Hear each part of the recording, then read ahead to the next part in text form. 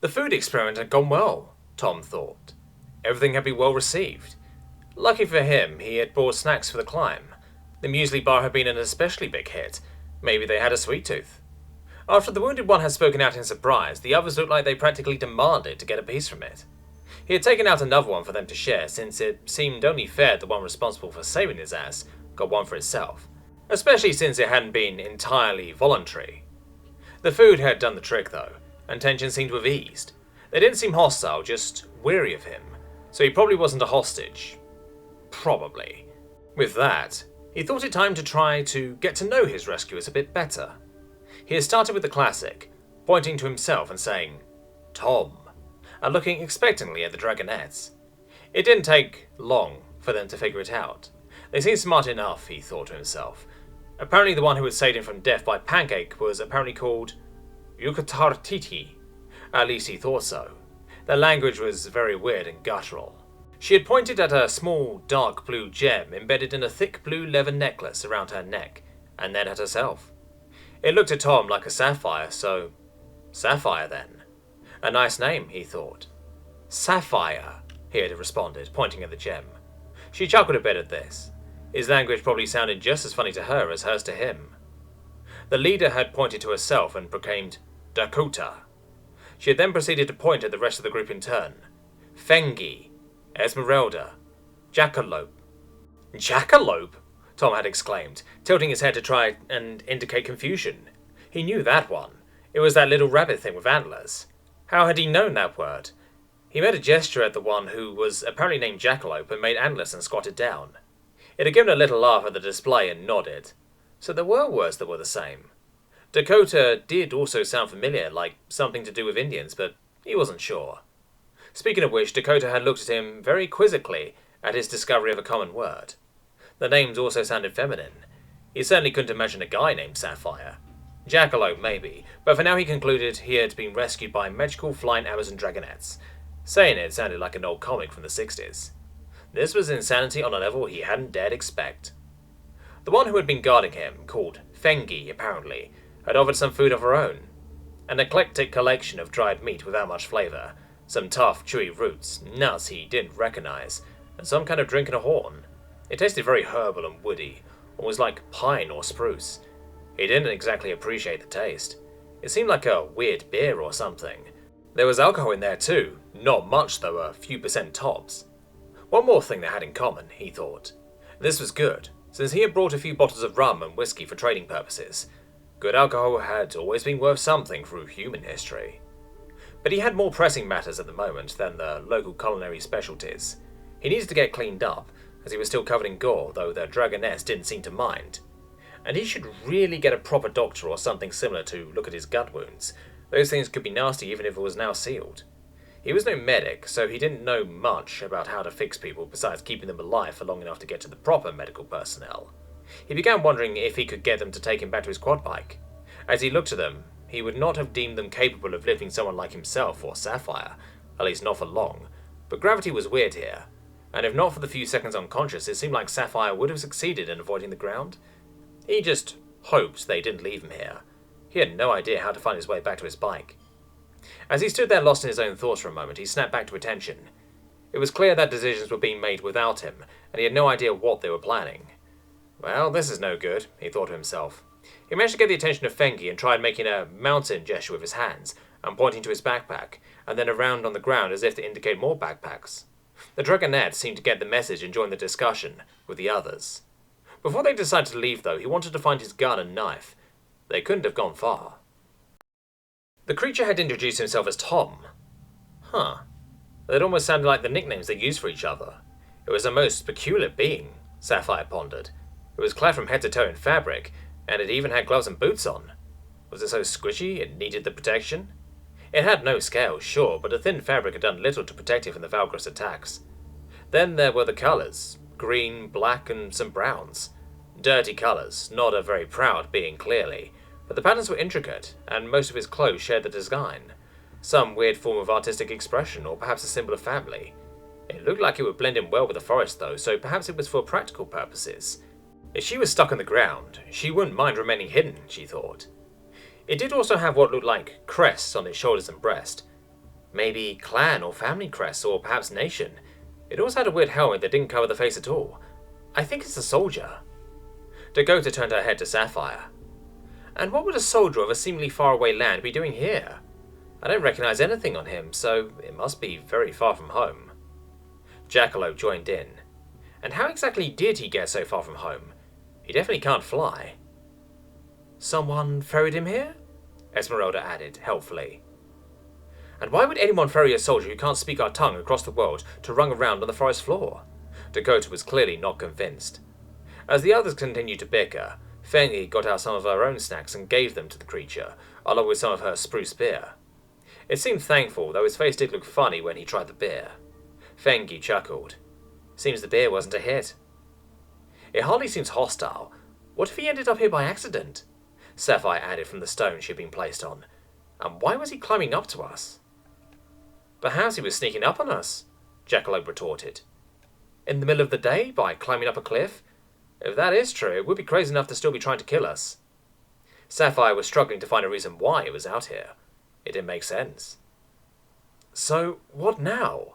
Esmeralda said, getting to the core of the problem as usual. At this point, Fengi piped up again. I think he wants to go back to the cliff. It looks like they have more stuff there. And they are looking for something too. Seems they dropped it. How could he have more stuff back there?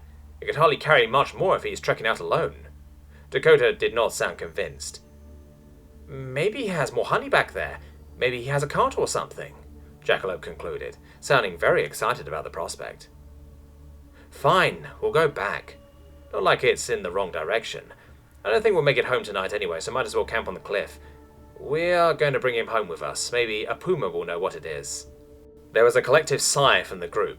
As it dawned on them, they would be switch carrying 2 people and camping under open sky tonight.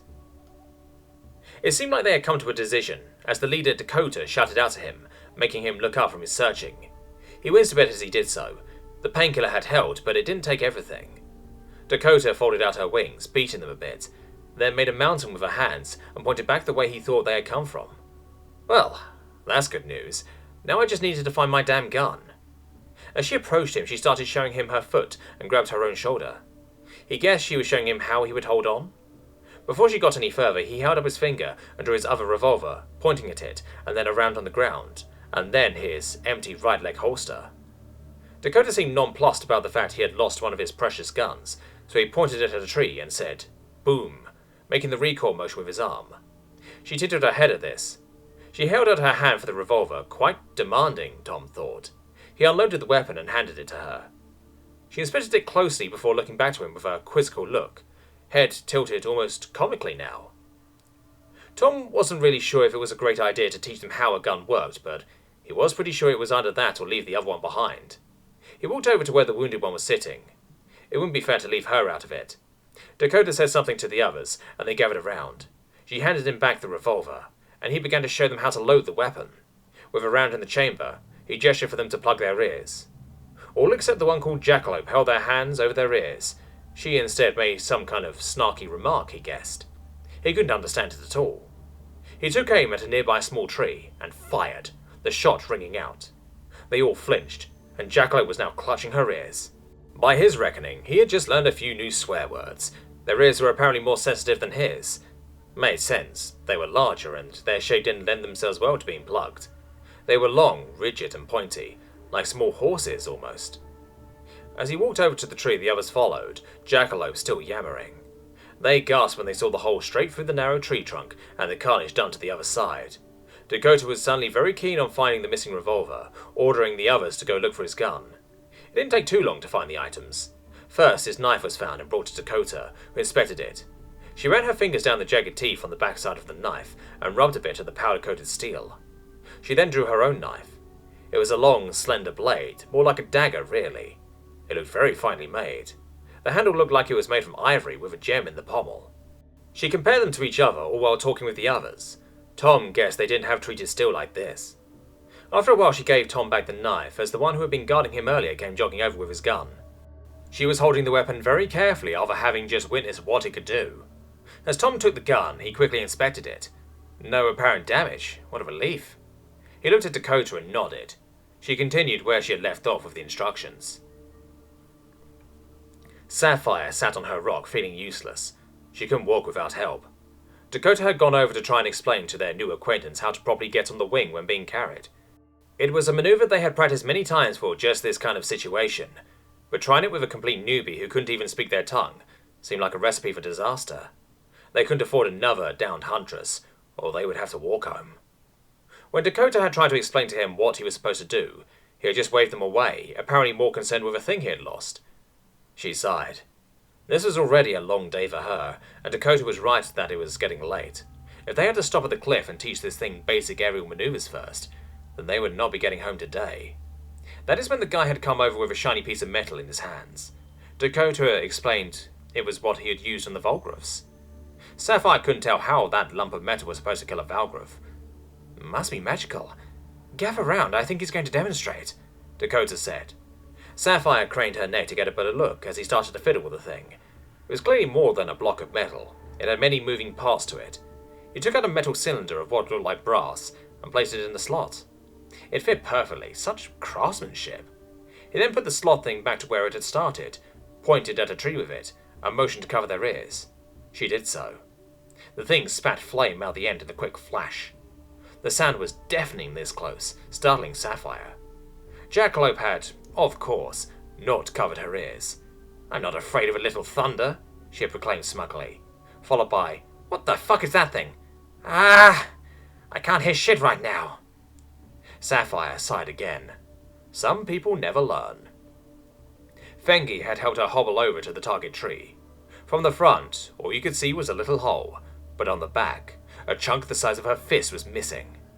That would kill almost anything, she thought, and there had been room for 6 of those brass things, and he apparently had 2 of them. She gulped and made a mental note to treat Tom with more respect going forward. He had been very kind, giving her medical aid and honey, and he, apparently, had the capability to kill all of them, so it likely wasn't out of fear he had been kind. The Volgruff must have gotten lucky and surprised him. The others nodded in agreement, all seemingly taken aback by the weapon. Dakota had quickly gotten them back on track, leading the others in searching for the lost items. It hadn't taken too long for them to find both another similar metal thing, and what was clearly a knife made from black steel? What was it with this guy in dark colours? If he hadn't been so friendly, Sapphire might have taken him for a servant of the dark, put a shaft in him. The items had been returned after a quick inspection by Dakota, being very careful with the fire-spitting thing. Then the instructions on how to switch carry had continued.